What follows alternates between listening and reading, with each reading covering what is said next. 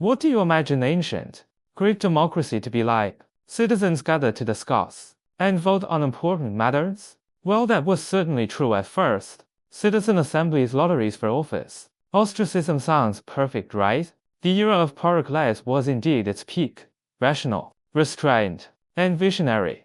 But that was an exception, not the norm. After Pericles' death, he was succeeded by demagogues, whoever had the loudest voice and offered the most benefits. The people voted for. Some suggested subsidizing citizens who watched the plays. Others suggested giving money to the poor, and the treasury was gradually emptied. Then the most flamboyant man appeared, Alcibiades, a wealthy Athenian, playboy Olympic champion, and student of Socrates, handsome, eloquent, skilled warrior, and even an Olympic champion in chariot racing. In today's terms, he would be a top-tier internet celebrity and amateur strategist. He was also a student of Socrates, but the teacher taught know thyself, while the student learned how to make others know me. His first major act was inciting the Athenians to invade Sicily. He told them, gold is everywhere there. If we conquer it, we'll be rich. The Athenians were fooled and sent a massive fleet to Sicily, and the result,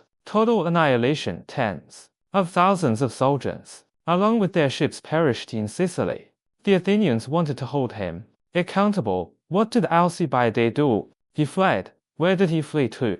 To Athens' archenemy Sparta. Upon arriving in Sparta, he immediately offered advice. How should Athens fight? I lines teach you.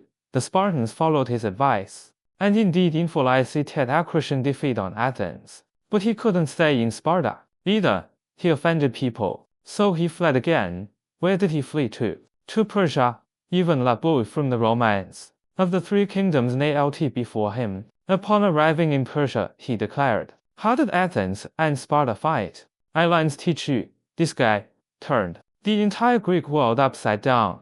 Miraculously, a few years later, the Athenians missed him and invited him back to be their general. He actually returned and became their leader again. Meanwhile, the Athenian agitators were also busy. If they thought the general was too capable, they would hold a vote in the assembly to execute him. Most outrageous in the Battle of Arginusa. Despite winning the war, the assembly executed all 6 generals because a storm prevented them from rescuing the drowning soldiers, winning a battle and then killing their own generals. Who has ever seen such an operation?